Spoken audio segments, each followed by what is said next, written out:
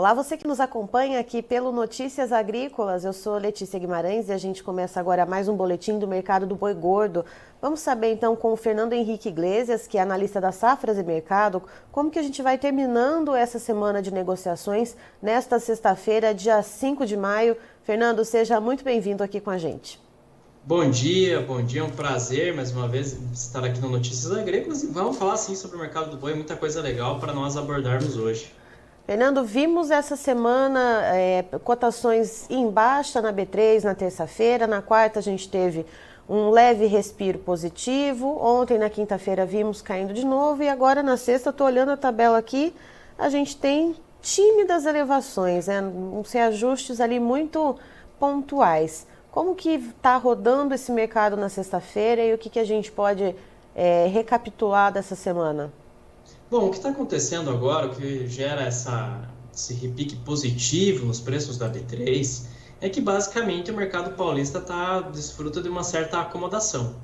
Tá? Nós vemos o mercado paulista um pouco mais acomodado ao longo dessa semana, tivemos uma menor pressão de queda, os frigoríficos chegaram a negociar animais padrão China, chegaram a pagar até 2,75 por arroba para animais padrão China, mas isso parece uma situação pontual para preencher uma ou outra necessidade mais urgente. As escalas de abate no geral permanecem confortáveis, nós seguimos aí com uma posição de conforto nas escalas de abate em grande parte do país, tanto que fora, tirando São Paulo, os principais estados que ofertam boi gordo, país afora, seguem bastante pressionados em relação a preço. Tá? Tivemos quedas de preço no Mato Grosso do Sul, Goiás, Minas Gerais, Mato Grosso, Rondônia, Tocantins. Então, o movimento de queda permanece generalizado e são quedas contundentes. Tá? Mato Grosso do Sul, por exemplo, caiu R$ 5,00 essa semana no preço médio da arroba. Tem negociações acontecendo lá, 240. Enfim, então vai levando a esse cenário de pressão por conta de um volume de oferta muito significativo, um volume de oferta muito robusto país afora. E, Fernando, a gente já tinha uma previsão de que iria haver esse aumento de oferta e que principalmente iria haver um volume de fêmeas indo para a linha de abate. E você tem uma informação, antes da gente entrar ao vivo, que você estava trazendo aqui, explicando para mim, gostaria que você compartilhasse com a nossa audiência, de que a região norte teve um volume interessante, né, de fêmeas que foram abatidas, então, e que acabam contribuindo com essa queda nos preços? Exatamente isso. Números de abril, tá? Vamos pegar aqui os números de abril para compartilhar com quem está nos acompanhando aqui. O volume de fêmeas abatidas, de acordo com o CIF, o Sistema de Inspeção Federal, foi de aproximadamente aí 680 mil cabeças. Mais ou menos 38% do abate brasileiro em abril foi de fêmeas, tá? Mas na região norte, em especial, esse volume está mais acentuado. Em Rondônia, o abate de machos com abate do CIF, inspecionado pelo CIF, foi aí de 103,5 mil cabeças aproximadamente. E fêmeas deu quase 100 mil cabeças, então a relação ficou quase 50-50. Esse descarte de matrizes ele está acontecendo no mercado brasileiro. Nós já tínhamos essa percepção desde o ano passado, por conta da curva de preços no mercado de reposição. Isso tem gerado um maior descarte de fêmeas aqui no país. E isso vai ajudando, vai alimentando esse movimento de pressão. Tanto que há frigoríficos na região norte que estão segurando a compra de fêmeas, de vaca, de novilha na escala, em função do grande volume de oferta. Tá? Então eles estão segurando a compra desse tipo de animal. Se quiserem, por exemplo, abater apenas fêmeas, há tanta oferta que é possível fazer isso. Enfim, isso vai acentuando essa pressão que nós temos dentro do mercado do boi hoje. E, Fernando, nesse espaço de tempo que a gente tem, essa questão dessas, né, por exemplo, Rondônia que você trouxe, né, que o abate ficou quase ali 50-50 em relação a machos e em relação a fêmeas, tem algo a ver com aquele autoembargo brasileiro por causa da questão do caso de encefalopatia espongiforme bovina atípica, né, a vaca louca atípica? O pecuarista ele ficou ali segurando um pouco mais os machos, né, e colocando mais fêmeas na linha de abate. Tem algo a ver com isso ou não? Estou fazendo uma pergunta, né, diferente aí do que é o cenário atual. Para o mês de abril, o embargo já não traz esse tipo de impacto, mas para o mês de março, sim. para o mês de março era um período em que o pecuarista brasileiro estava optando por segurar os machos, aguardar pelo final desse alto embargo, para aí sim negociá-los mais adiante. E por isso aumentou a participação de fêmeas no abate brasileiro. Foi mais ou menos aí 45% do volume de animais abatidos em março foram fêmeas que entraram aí no abate oficial do CIF. Uhum. Estamos falando aí de aproximadamente 824 mil cabeças que foram de fêmeas que foram abatidas ao longo do mês de março. Tá? Então isso realmente aconteceu. O embargo trouxe esse padrão de abate ali para o mês de março. Agora nós temos que lembrar o seguinte, estamos chegando a maio. Maio é um período que historicamente a pastagem perde qualidade.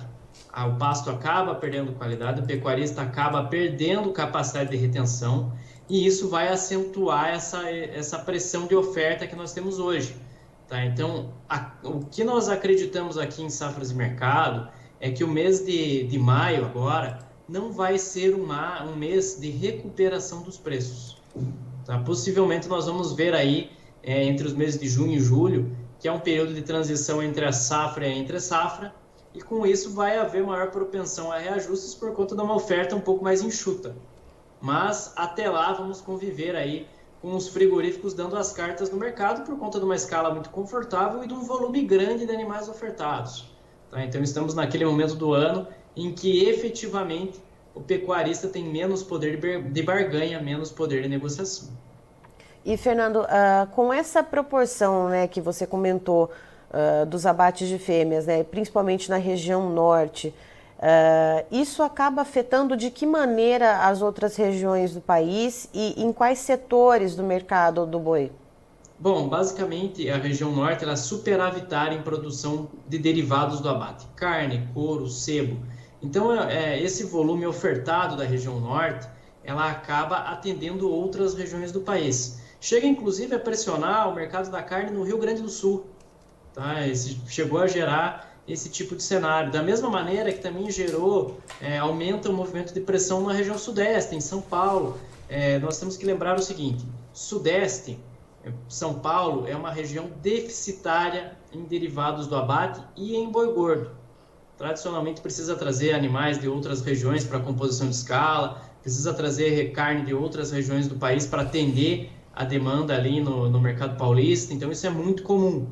Tá? E isso vai exercendo, vai ajudando, vai contribuindo para segurar os preços em todo o país, para evitar que os preços se recuperem e acentuar esse movimento de queda que nós estamos vivenciando hoje.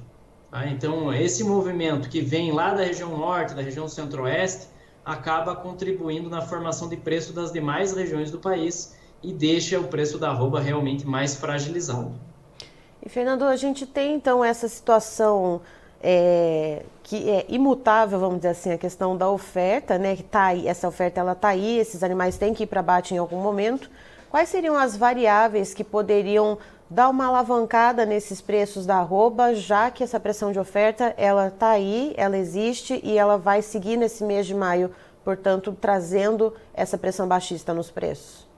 Basicamente, para que o mercado do boi experimente altas mais consistentes, nós temos 3 variáveis que poderiam gerar aí, altas mais consistentes no preço da arroba do boi gordo. O primeiro deles seria uma desvalorização cambial mais agressiva, o real mais desvalorizado, aumentando a competitividade do produto lá fora, melhorando a conversão da indústria exportadora. Isso permitiria que o frigorífico exportador pagasse mais por essa arroba do boi gordo. O segundo aspecto seria uma elevação dos preços médios da tonelada de carne bovina no mercado internacional. Foi um movimento que nós vimos no ano passado, em que a carne bovina chegou a ser negociada até $8.000 a tonelada. Esse movimento esfriou, né, ao longo do segundo semestre do ano passado e no decorrer desse ano. Hoje as negociações aí acontecem entre $4.500, $5.000 a tonelada da carne bovina, e isso impede que o frigorífico acabe pagando mais por essa arroba do boi gordo. Esse frigorífico exportador não vai pagar os mesmos preços do ano passado nesse ambiente em que a receita está menor em função dessa queda de preço. E por fim, um outro aspecto que melhoraria, teria potencial para ajudar na formação de preço aqui no mercado interno, seria um aumento do volume exportado. O Brasil conseguir vender volumes ainda mais, conseguir vender volumes mais expressivos de carne bovina no mercado internacional, manter aí um padrão de vendas superior ao ano passado, um ritmo de vendas maior, mas isso também parece pouco provável diante do cenário que nós temos hoje. Tá? Não podemos contar muito com o mercado doméstico. Nós estamos falando aí de um crescimento da atividade econômica de mais ou menos 1% agora em 2023, então não há crescimento expressivo do PIB aqui no Brasil, não remete a grandes mudanças de padrão de consumo.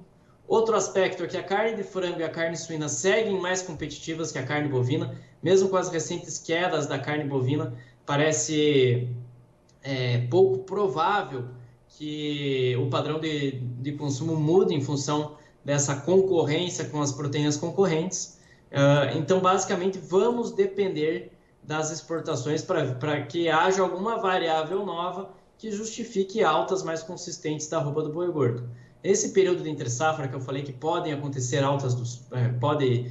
acontecer alta das cotações, ali, esse início de entre-safra, mas não é para esperar altas explosivas como nós vimos em anos anteriores. Basicamente, aí, o mercado vai ter muita dificuldade para vivenciar patamares de preços semelhantes ao que a gente viu em 2022, por exemplo.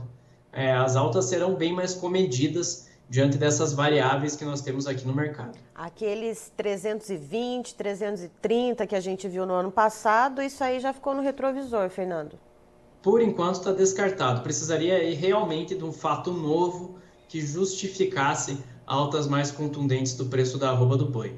Por enquanto, vamos continuar trabalhando nesses patamares de preço que nós temos hoje a níveis mais baixos, enquanto nós estivermos nesse período aí de muita oferta de animais de safra.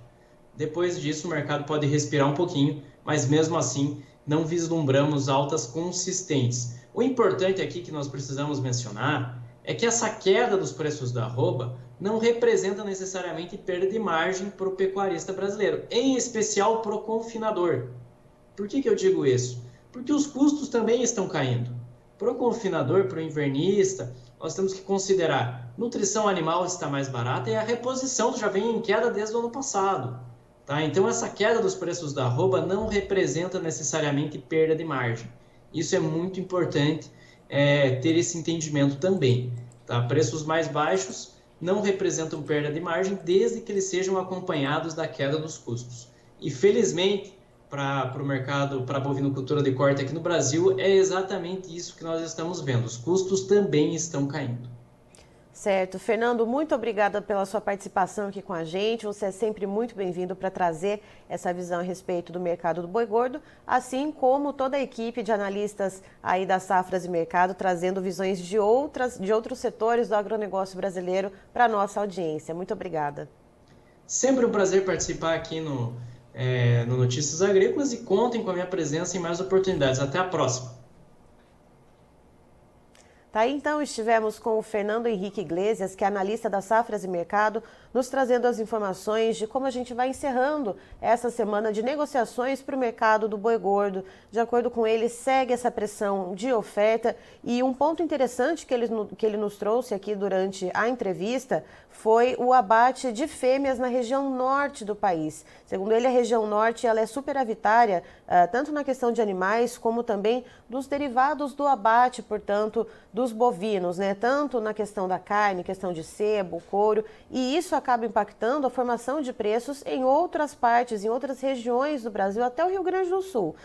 Só para você ter uma ideia, no mês de abril, ele trouxe um recorte aqui para a gente. Rondônia, por exemplo, o abate de machos foi de 103,5 mil cabeças e o de fêmeas em torno de 100 mil cabeças, praticamente ali 50-50%. E ele trouxe dados, né, de maneira geral do Serviço de Inspeção Federal, o CIF. No mês de abril, a gente teve um abate de cerca de 38% de fêmeas, mas quando a gente faz o recorte para o mês de março, esse abate de fêmeas representou 45% aqui no Brasil. E o que o Fernando explica para a gente? Mais fêmeas, né, acabaram indo para o gancho, né, nessa proporção. A gente teve essa proporção grande de fêmeas indo para a linha de abate em função do alto embargo brasileiro em relação à questão do caso de vaca louca atípico, que acabou ficando então alto embargo para a China, pecuaristas segurando um pouco mais os machos ali nas propriedades e mandando mais as fêmeas, portanto, para o abate. Ou seja, a gente teve essa relação aí em relação ao alto embargo e essa questão das fêmeas indo para o abate no mês de março. Então a gente segue com essa pressão, vai sendo exercida ao longo, sim, desse mês de maio, por causa das ofertas. Lá para junho, julho, esses preços da arroba bovina devem começar a esboçar uma melhora. O Fernando disse que a gente não deve ver aqueles preços explosivos, como a gente viu ano passado, R$320, R$330 para a arroba bovina. Christian, por favor, os preços na tela. Vamos lá então, a gente vê a B3 hoje, a Bolsa Brasileira, com preços com tímidas altas aqui para o mercado brasileiro. E segundo o Fernando, ele explica inclusive que essas altas tímidas que a gente está vendo hoje são de negócios pontuais no mercado físico, que foram realizados em torno de R$270, R$275 referência a São Paulo, que acabaram então dando essa mexida na B3. Vamos lá então, preço para maio na arroba bovina, uma leve alta de 0,23%, custando R$ 264,95 a arroba.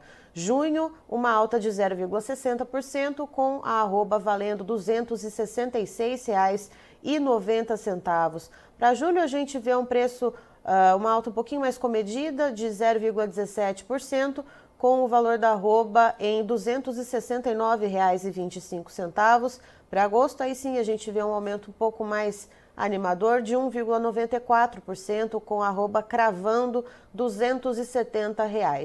Aí, quando a gente olha aqui para o estado de São Paulo, referência do CPEA para o boi gordo, a arroba sofreu uma queda de 0,71%, com o preço de R$ 260,45. Eu encerro por aqui, já tem mais informações para você. Fique ligado!